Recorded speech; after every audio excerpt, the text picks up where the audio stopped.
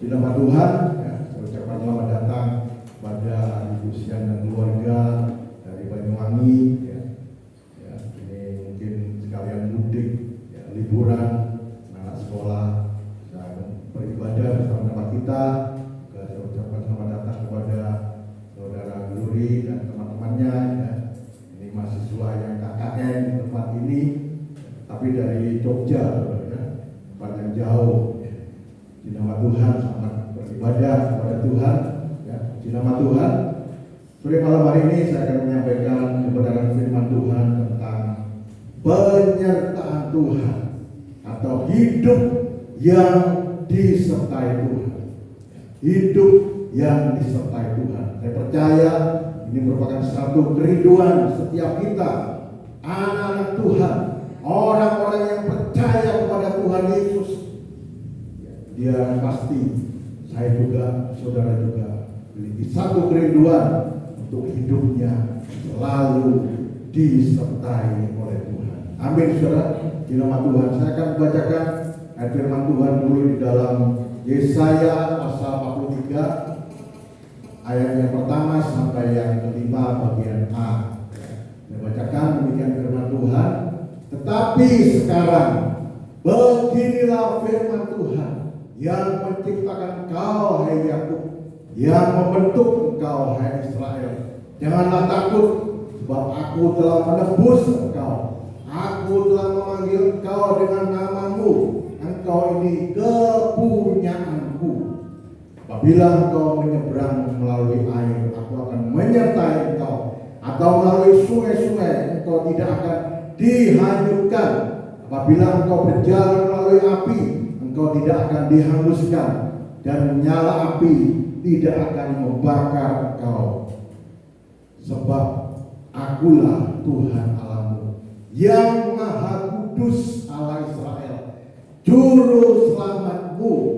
Aku menebus engkau dengan Mesir dan memberikan Ethiopia dan Sheba sebagai gantimu.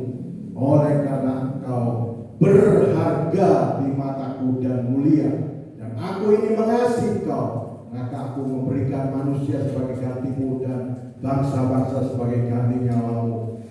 Janganlah takut, sebab aku ini menyertai engkau. Amin, saudara.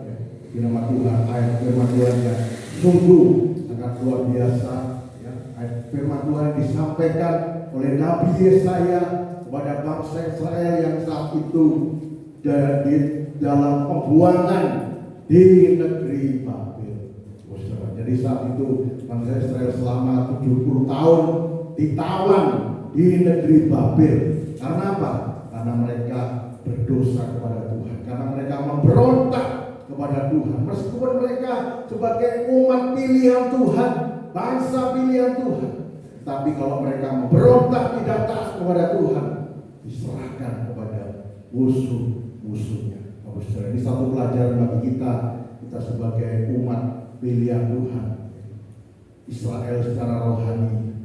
Memang kita semua dulu adalah bangsa kafir, ya, tetapi karena kita percaya kepada Tuhan Yesus, kita ditebus oleh darah Yesus, kita juga menjadi umat pilihan Tuhan. Ya. Jadi firman Tuhan ini bukan hanya kepada bangsa Israel yang lalu secara jasmani, tetapi juga berlaku bagi kita. Ya, firman Tuhan yang sungguh luar biasa. Katakan kepada bangsa Israel, jangan takut menghadapi tantangan yang akan datang. Ya, karena bangsa Israel sudah ditebus oleh Allah menjadi milik Tuhan, dan ada janji penyertaan Tuhan kepada bangsa Israel juga kepada kita. Saat melewati air, sungai yang dalam tidak akan hanyut, dan saat melewati api tidak akan terbakar. Ini mustahil, tidak masuk akal. Tetapi karena Allah kita yang berkuasa tidak terbatas, jadi tidak ada yang mustahil bagi Dia. Dan dikatakan bangsa Israel itu berharga dan mulia di hadapan Tuhan. Kita juga umat pilihan Tuhan, berharga di hadapan Tuhan. Karena apa? Karena kita sudah ditebus dengan darah Yesus, darah yang mahal.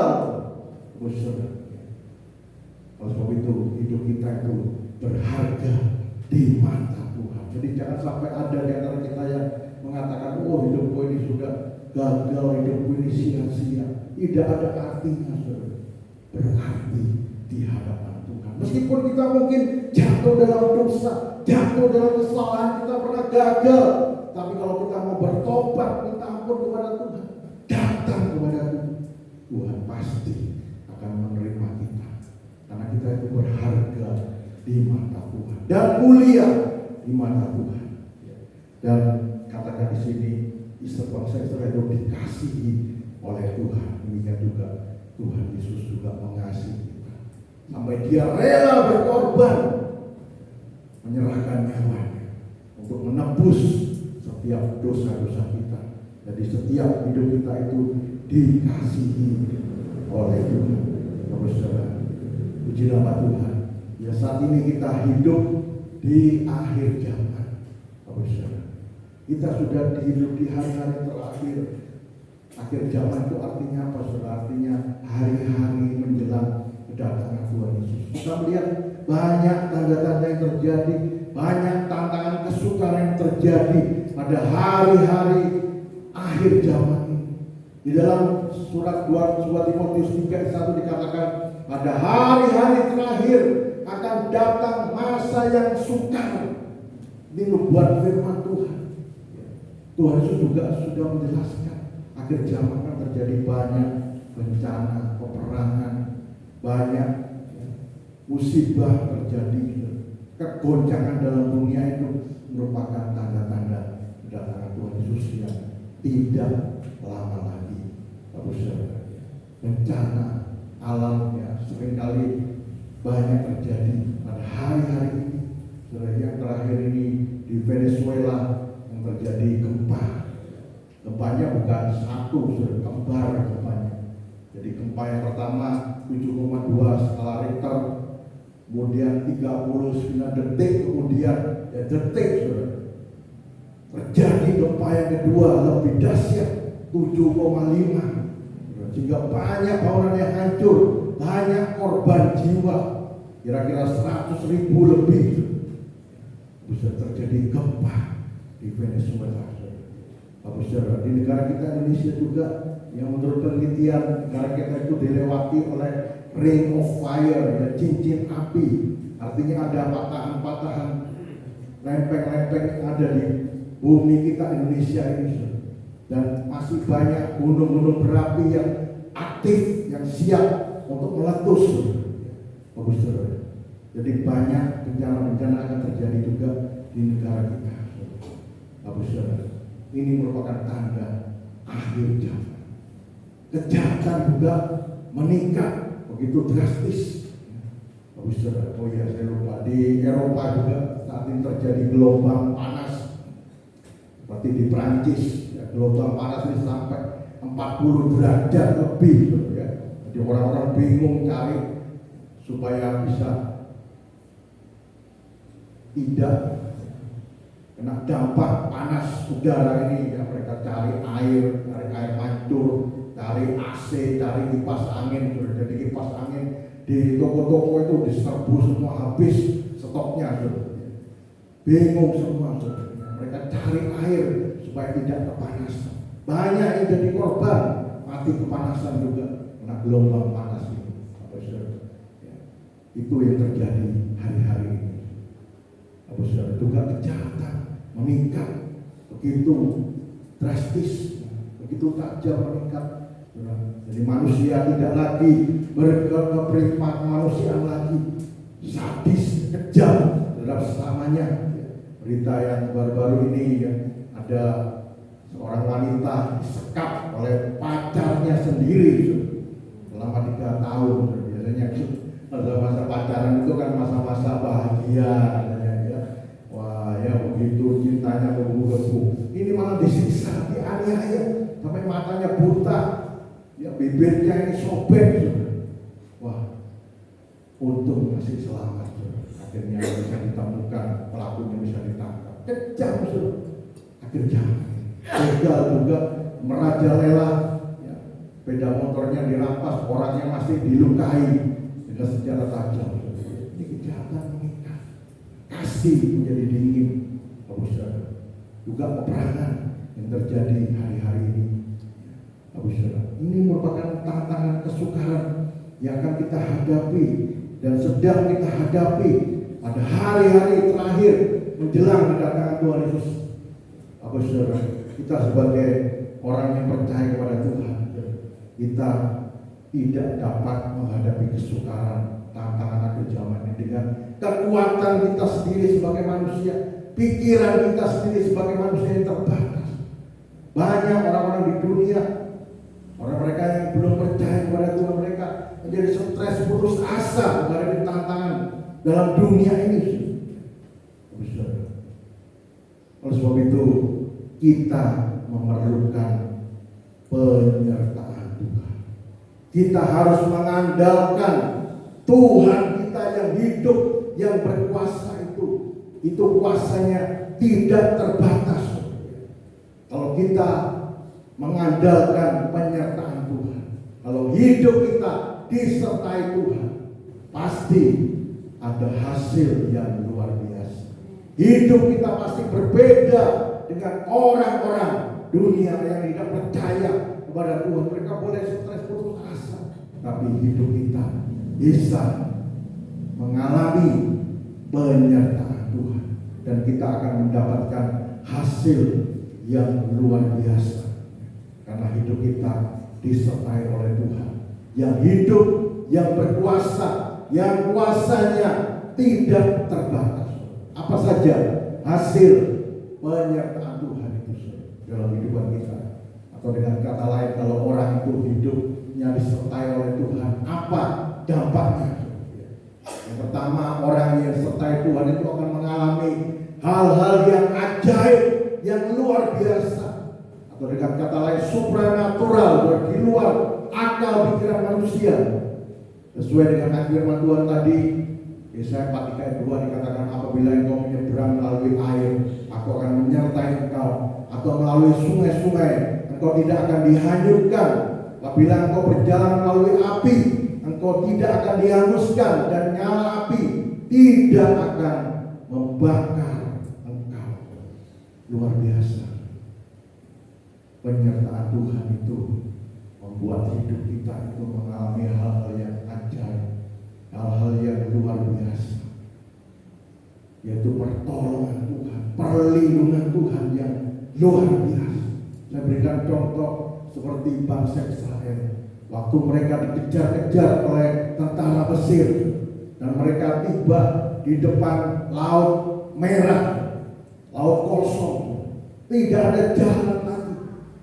Israel, bangsa Israel waktu itu mereka ketakutan, mereka berseru-seru pada Musa, bagaimana ini? Kami akan mati terkam oleh musuh. Belakang Firaun dengan tentara Mesir, depan laut, jalan buntu. Tetapi Musa mengatakan, jangan takut, lihat keselamatan daripada Tuhan. Lalu Musa disuruh Tuhan untuk memukulkan tongkat itu ke laut. Apa yang terjadi?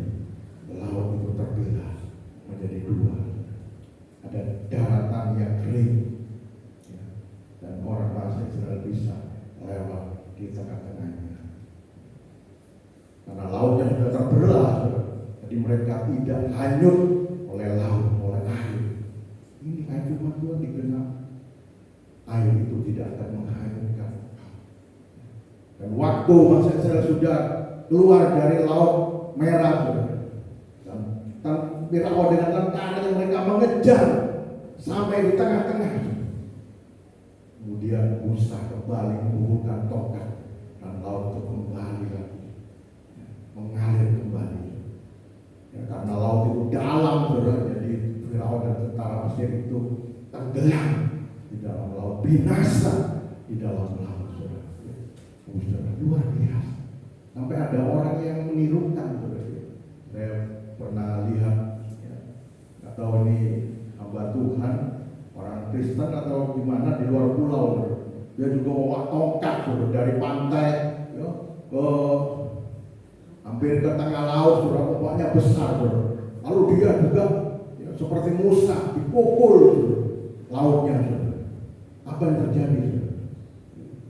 Gelombangnya tambah besar, saudara. Lalu dia takut lari kembali ke pantai, saudara. Tidak bisa.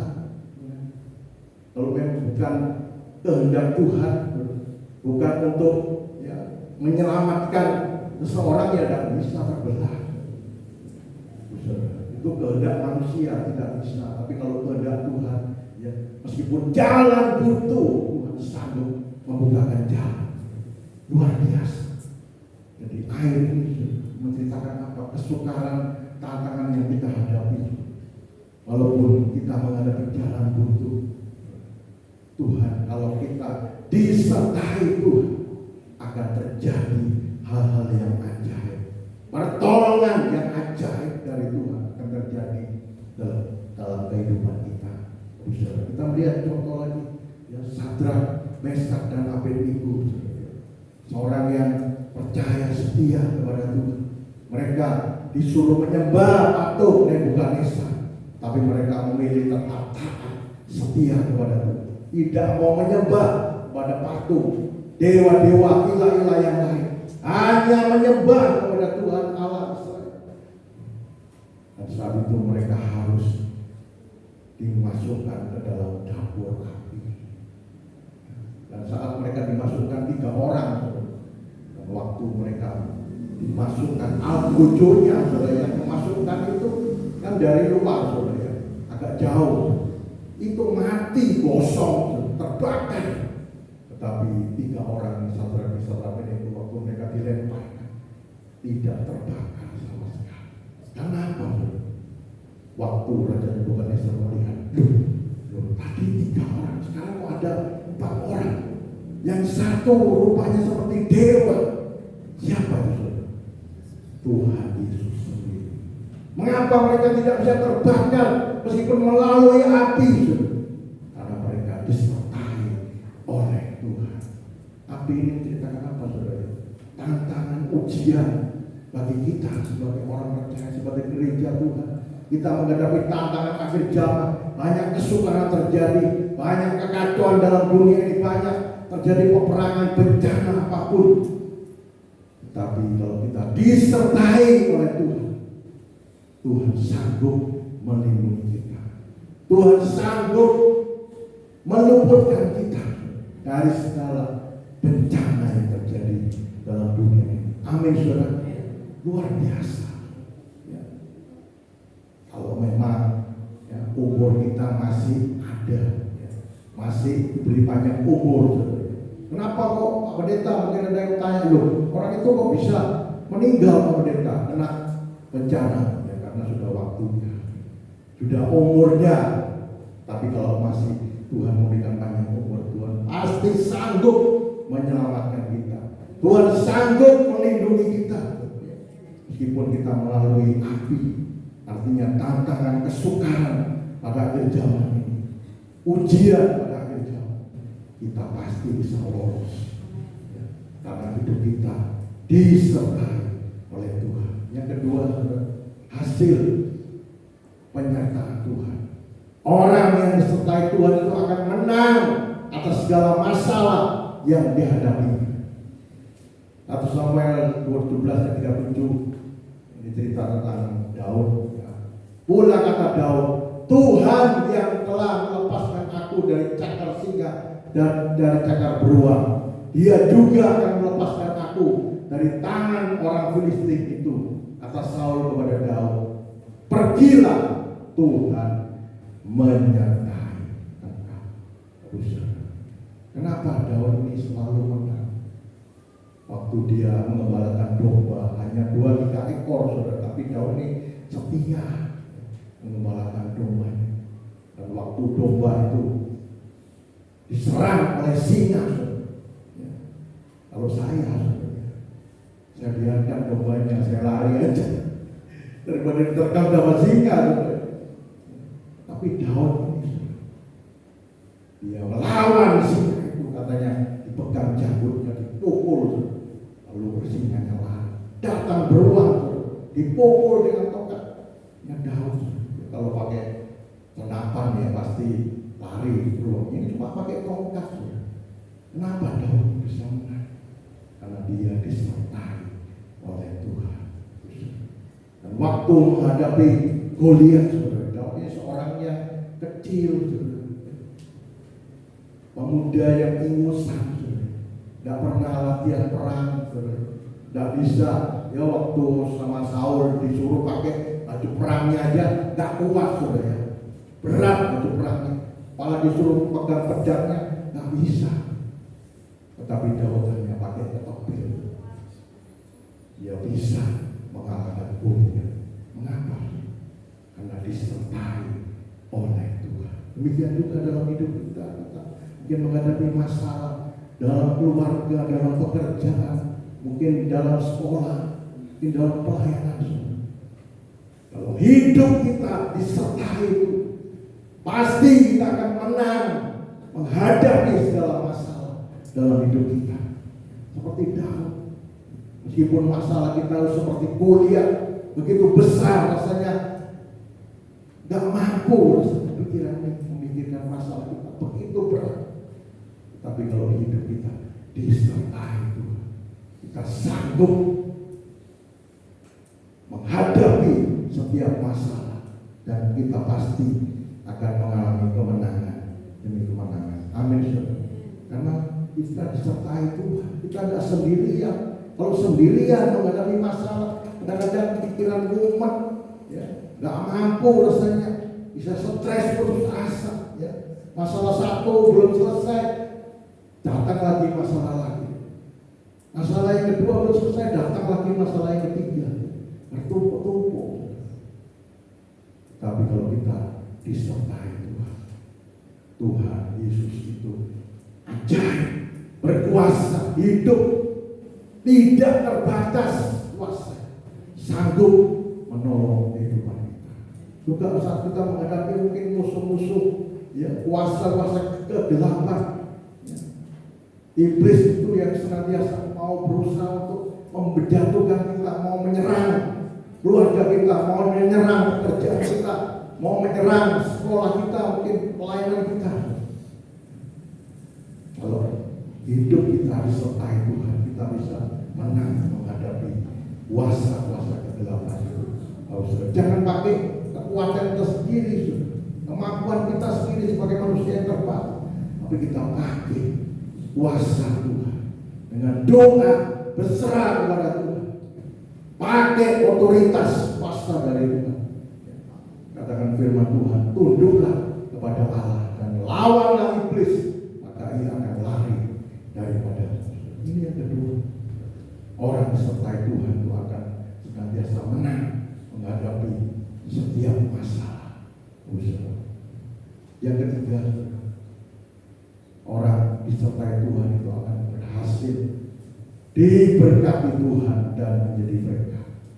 Kita lihat contoh dari Yusuf yang Kejadian 39 ayat 2 dan 5. Saya bacakan firman Tuhan. Tetapi Tuhan menyertai Yusuf sehingga ia menjadi seorang yang selalu berhasil dalam pekerjaannya.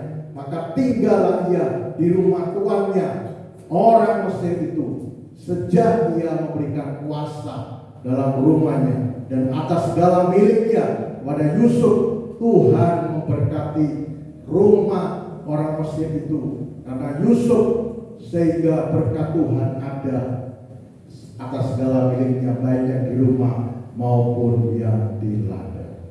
Ini kuncinya. Kenapa Yusuf itu bisa berhasil? Karena Tuhan menyertai Yusuf.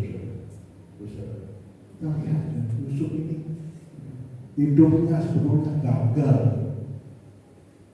Dia dijual menjadi budak oleh saudara-saudaranya di negeri Mesir. Orangnya yang jadi budak itu sudah tidak ada masa depan, tidak ada harapan. Budak itu sudah di bawah kuasa tuannya. Tuannya mau berbuat apapun juga tidak ada hukumnya. Disiksa, diberi makan, disuruh kerja, terserah tuannya. Kalau zaman dulu, kalau sekarang tidak boleh, ada hak asasi manusia. Melanggar bisa kena hukuman. Tidak boleh menyiksa orang, menyekap, ya. Baru-baru ini ada karyawan percetakan disekap juga, kena hukuman. Tapi kalau budak zaman dulu itu bebas keluarnya. Yusuf jadi budak. Dia hidupnya bisa berhasil, dipercayai oleh Potifar untuk mengurus semua pekerjaannya, sehingga tuannya ini tidak tahu, tidak ngurus lagi, semua diurus oleh Yusuf, sehingga pekerjaannya semuanya diberkati oleh Tuhan, berhasil Yusuf. Dan waktu difitnah oleh istrinya Potifar, masuk penjara, di penjara itu, di penjara atau di budak, di penjara itu orangnya sudah nasibnya sudah sial, di penjara bisa diberkati oleh Tuhan, dipercaya oleh kepala penjara untuk mengurus semua tahanan-tahanan yang lain. Luar biasa. Akhirnya sampai Yusuf ini dikeluarkan dari penjara menjadi perdana menteri di Mesir, orang kedua dari Raja Firaun. Disuruh mengurus seluruh Mesir yang terjadi 7 tahun kelimpahan, 7 tahun kelaparan. Yusuf bisa berhasil. Kenapa? Karena Yusuf ini disertai oleh Tuhan. Luar biasa. Ini kuncinya supaya hidup kita bisa berhasil, yaitu hidup kita harus disertai oleh Tuhan. Jangan kita mengandalkan kepandaian kita seperti Pak Pendeta. Saya sudah pengalaman dalam pekerjaan saya ini, ya, mungkin pengalaman berkebun, pengalaman ya, buka toko, pengalaman buka perusahaan. Kalau kita mengandalkan kemampuan kita, pikiran kita sebagai manusia terbatas, bisa gagal. Tapi kalau kita mengandalkan Tuhan, hidup kita disertai Tuhan, pasti bisa berhasil. Amin. Apapun kita kerjakan bisa berhasil. Itu janji firman Tuhan, seperti Yusuf. Jadi apapun usaha pekerjaan kita, ya, meskipun hari-hari ke depan ini masa yang sulit, ya, BBM sudah naik, harga-harga juga naik, ya, situasi sulit, ekonomi sulit. Tetapi kalau hidup kita disertai oleh Tuhan, hidup kita setia kepada Tuhan, dekat dengan Tuhan, ya, Dia sebagai Bapa kita anak-anaknya, Bapa itu akan selalu memelihara. Bapa itu akan bertanggung jawab atas hidup kita. Bapa di dunia aja tidak mungkin membiarkan anak-anaknya kelaparan dalam penderitaan, apalagi Bapa kita di surga yang mengasihi kita. Amin. Puji nama Tuhan. Jadi biarlah kita mau belajar supaya hidup kita selalu disertai Tuhan. Bagaimana caranya, saudara, supaya hidup kita itu disertai oleh Tuhan? Ya. Kita melihat contoh dari Yusuf, yaitu hidup takut akan Tuhan, hidup taat akan firman Tuhan, atau hidup benar, pasti akan disertai oleh Tuhan.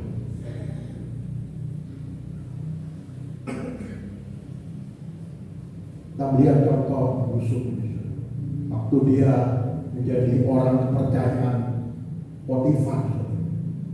Potifar ini kepala pasukan di Mesir,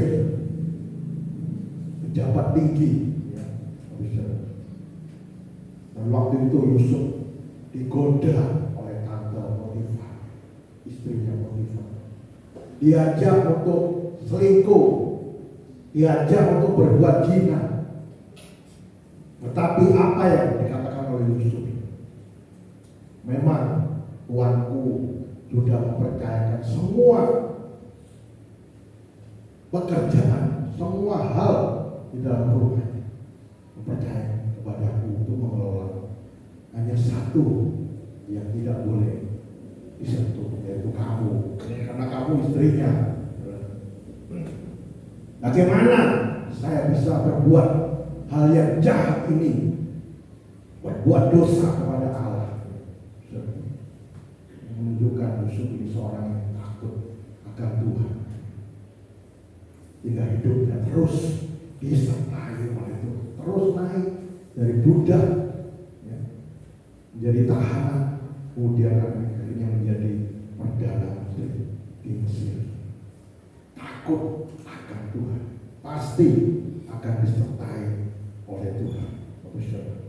Biarlah kita mau belajar seperti Yusuf ini, hidup takut akan Tuhan, hidup mau taat kepada Tuhan. Zaman sekarang ini banyak godaan, perselingkuhan, banyak terjadi. Mengapa bisa terjadi perselingkuhan? Karena membuka celah bagi iblis bekerja. Mungkin ya, suami bekerja di kantor, ada sekretarisnya mulai merayu, mulai menggoda, ya, membuka celah, bisa terjadi iblis bekerja. Mungkin ada chatting masuk, godaan-godaan yang bukan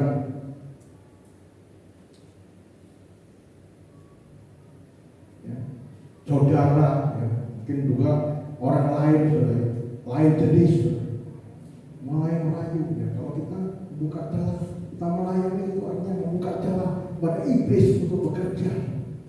Jadi kita harus menjaga hidup kita dalam kebenaran firman Tuhan. Jangan membuka celah bagi iblis. Baik itu lewat pergaulan di media sosial, juga pergaulan yang nyata ya, dengan teman-teman ya. Untuk yang sudah berkeluarga, teman-teman lawan jenis, jangan kita memberikan tempat bagi mereka. Harus ada batasan-batasan. Juga kita yang mungkin yang belum masuk dalam pernikahan, kita juga harus menjaga kekudusan dalam hidup bujang kita. Tadi kita harus menjaga kekudusan dalam hidup kita. Bagus, kalau kita mau hidup takut akan Tuhan, pasti hidup kita akan disertai oleh Tuhan. Kita melihat contoh seperti Daud, ya. Dia hidup takut akan Tuhan, artinya juga hidup berkenan di hadapan Tuhan. Ya, Kisah Rasul 13 ayat 2 dikatakan, setelah Saul disingkirkan, Allah mengangkat Daud menjadi raja mereka. Tentang Daud, Allah telah menyatakan, aku telah mendapat Daud bin Isai, seorang yang berkenan di hatiku dan yang melakukan segala kehendakku. Luar biasa. Daud ini dikatakan orang yang berkenan di hadapan Tuhan. Kenapa? Daud itu ya, meskipun dia dimusuhi oleh mertuanya sendiri, Saul, dikejar-kejar mau dibunuh oleh Saul, tetapi Daud ini tidak mau membalas, tidak benci, tidak iri kepada Saul. Bahkan waktu tentaranya itu ada kesempatan untuk dapat membunuh Saul, dia katakan jangan menyentuh orang yang pernah diurapi oleh Tuhan. Luar biasa. Jadi Daud ini menjaga hatinya, hidupnya tetap benar di hadapan Tuhan, takut akan Tuhan, hingga hidupnya itu selalu disertai Tuhan. Hidupnya Daud itu juga dari gembala domba jadi panglimanya Israel, panglimanya Raja Saul, kemudian akhirnya menjadi Raja Israel. Hidupnya terus disertai Tuhan, diangkat oleh Tuhan karena hidupnya takut akan Tuhan. Luar biasa.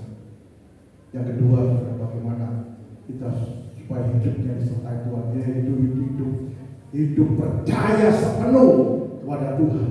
Amsal 3 ayat 5 sampai 6 dikatakan, percayalah kepada Tuhan dengan segenap hatimu dan janganlah bersandar kepada pengertianmu sendiri.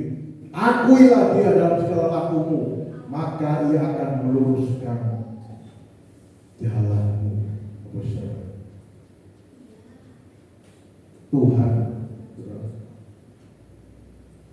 hanya perlu kita memiliki iman, percaya kepada Dia. kepada Tuhan, percaya kepada firman Tuhan, bukan percaya kepada yang lain. Ya, mungkin hidup kita dalam kesulitan, doa kok belum ditolong oleh Tuhan, mulai cari pertolongan kepada yang lain, ya, kepada dukun-dukun, kepada orang-orang pintar. Mungkin kita sakit, doa belum disembuhkan, Tuhan mulai cari pertolongan kepada yang lain. Tapi kita harus percaya sepenuh kepada Tuhan, 100% kepada Tuhan. Kalau kita percaya sepenuh, pasti hidup kita akan disertai oleh Tuhan. Saya berikan contoh seperti saudara, 12 pengintai ini. 12 pengintai ini diputus ke tanah Kanaan, tanah perjanjian. Waktu itu mereka akan masuk tanah Kanaan, dipimpin oleh Yosua. Dan sebelumnya mereka mengutus 12 pengintai. 10 pengintai setelah mereka pulang dari mengintai 40 hari lamanya, 10 pengintai ini kemudian memberi laporan, ya memang tanah Kanaan, tanah perjanjian, tanah yang subur, hasilnya melimpah-limpah. Saudara lihat ini, ya, anggurnya yang begitu besar-besar, dibawa pulang sebagai bukti. Tapi saya, penduduknya itu besar-besar, kuat-kuat, seperti raksasa. Kami ini seperti belalang, kami tidak mungkin bisa melawan mereka. 10 pengintai tidak percaya pada janji Tuhan, tidak percaya kepada Tuhan yang hidup, yang berkuasa. Tapi 2 pengintai, Yosua dan Kaleb, ya, mereka mengatakan tidak. Kalau Tuhan menyertai kita, pasti kita bisa mengalahkan penduduk tanah Kanaan. Kita bisa merebut tanah perjanjian.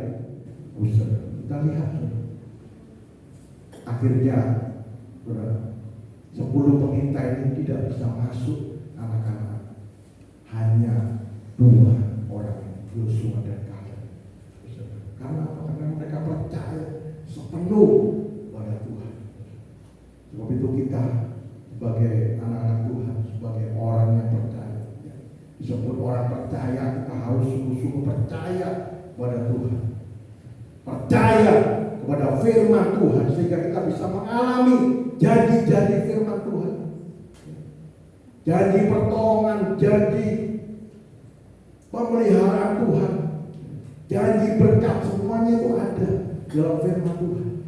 Kalau kita percaya, kita akan mengalami. Tapi kalau kita tidak percaya, bimbang, tidak akan mengalami janji firman Tuhan.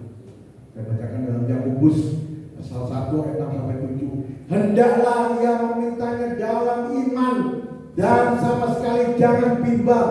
Sebab orang yang bimbang sama dengan gelombang laut yang diombang-ambingkan kian kemari oleh angin. Orang yang demikian janganlah mengira bahwa ia akan menerima sesuatu dari Tuhan. Orang yang bimbang itu artinya orang yang tidak sepenuhnya percaya, tidak dapat apa-apa dari Tuhan. Waktu Tuhan Yesus melayani 3,5 tahun, ya, ada orang sakit, ada orang buta, orang lumpuh. Tuhan Yesus hanya mengatakan, jadilah menurut imanmu, jadilah menurut imanmu. Jadi kalau mereka mau sembuh, ya cuma butuh iman saja, percaya saja, luar biasa. Jadi kita harus sungguh-sungguh percaya sepenuh pada Tuhan. Ada penyertaan Tuhan. Lalu yang ketiga, bagaimana supaya hidup kita disertai Tuhan, yaitu hidup melekat kepada Tuhan. Ulangan 11 ayat 12-13 saya bacakan. Suatu negeri yang dipelihara oleh Tuhan Allahmu, mata Tuhan Allahmu tetap mengawasinya dari awal sampai akhir tahun.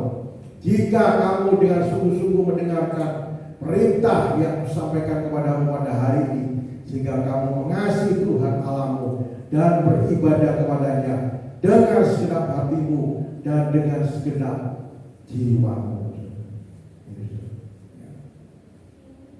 Tadi yang pertama, supaya kita disertai Tuhan, hidup takut akan Tuhan. Yang kedua, yaitu kita harus percaya sepenuh kepada Tuhan. Yang ketiga, yaitu hidup melekat kepada Tuhan. Artinya hidup setia kepada Tuhan, setia mengasihi Tuhan, setia untuk beribadah kepada Tuhan. Pasti hidup kita akan disertai oleh Tuhan.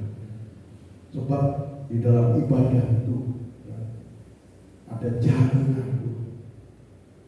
Ibadah itu dalam 1 Petrus 4 ayat 8, ibadah itu mengandung janji untuk hidup sekarang dan hidup yang akan datang.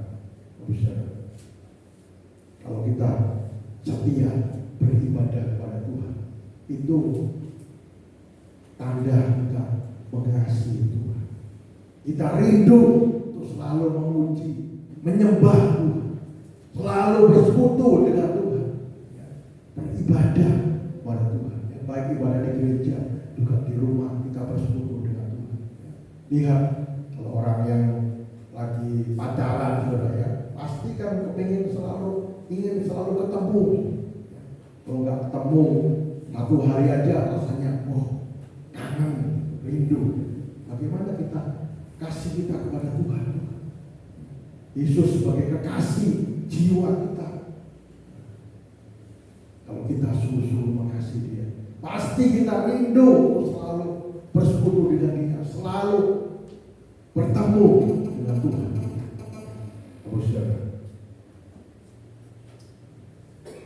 Kalau hidup kita melekat kepada Tuhan, hidup kita mengasihi, setia kepada Tuhan, pasti hidup kita akan disertai oleh Tuhan. Lalu saudara, mengapa Tuhan itu berjanji untuk menyertai kita?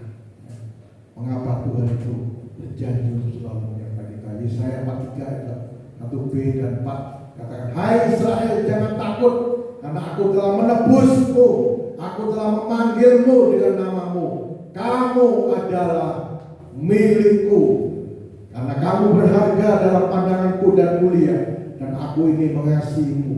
Aku memberikan orang-orang lain sebagai gantimu, dan bangsa-bangsa sebagai ganti nyawamu. Mengapa Tuhan itu berjanji untuk selalu menyertai kita? Karena kita sudah ditebus dengan darah Yesus, kita menjadi milik Tuhan. Maka Tuhan rindu untuk selalu menyertai kita. Kita sudah menjadi milik Tuhan, maka Tuhan rindu untuk selalu menyertai kita. Yang kedua, karena kita berharga di hadapan Tuhan, kita mulia di hadapan Tuhan. Dan Tuhan merencanakan kita menjadi mempelai. Wahyu pasal 19 ayat 7 sampai 8 dikatakan, marilah kita bersukacita dan bersorak-sorai dan memuliakan Dia, karena hari perkawinan anak domba telah tiba dan pengantinnya telah siap sedia. Jadi kita sebagai gereja Tuhan itu dikiaskan, dilambangkan menjadi mempelainya Tuhan, mempelai perempuannya Tuhan. Tuhan Yesus sebagai mempelai laki-laki di surga. Jadi saat Dia nanti akan datang, maka Dia akan menjemput gereja sebagai mempelainya untuk bersatu dengan Dia di dalam perkawinan anak domba Allah, dalam kerajaan surga. Oleh sebab itu kita berharga di mata Tuhan, karena kita dijadikan calon mempelainya. Kita lihat ya, mempelai itu artinya apa? Suami istri itu ya ada satu persatuan, ya, menjadi satu. Suami dan istri itu menjadi satu. Demikian juga kita dengan Tuhan nanti akan menjadi satu di dalam kerajaan surga yang mulia. Jadi kita berharga di mata Tuhan. Kita sudah ditebus dengan darah Yesus. kita berharga dan mulia, dan Tuhan merencanakan kita menjadi mempelai saat Tuhan Yesus datang untuk kedua kalinya. Puji nama Tuhan. Inilah firman Tuhan yang dapat saya sampaikan. Saya udah pemain musik, saudara. Jadi kita sebagai orang percaya, sebagai manusia, kita penuh kelemahan, kita penuh keterbatasan. Kita memerlukan penyertaan Tuhan dalam hidup kita untuk menghadapi segala tantangan pada akhir zaman. Biarlah kita rindu selalu memiliki hidup yang selalu disertai oleh Tuhan. Ada janji yang luar biasa kalau hidup kita disertai Tuhan. Yang pertama yaitu hidup kita pasti akan mengalami hal-hal yang ajaib dari Tuhan. Yang kedua, kita mengalami kemenangan atas segala masalah. Dan yang ketiga, kita mengalami keberhasilan dalam hidup ini. Luar biasa. Dan Tuhan rindu untuk selalu menyertai kehidupan kita. Karena kita adalah miliknya dan Tuhan mengasihi kita. Saudara, luar biasa. Mari kita akan datang kepada Tuhan.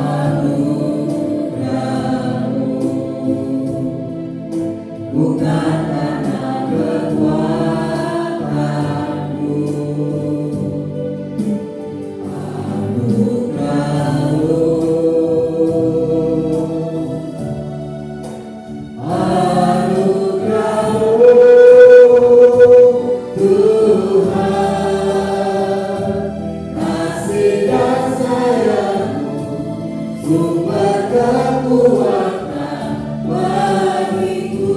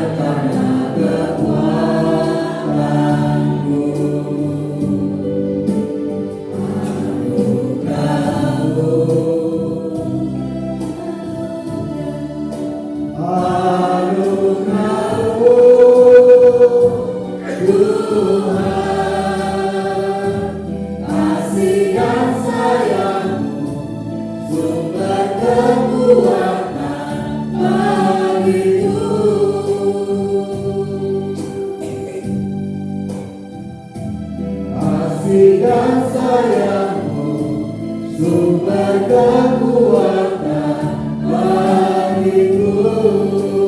Kasih dan sayang-Mu, Kasih dan sayang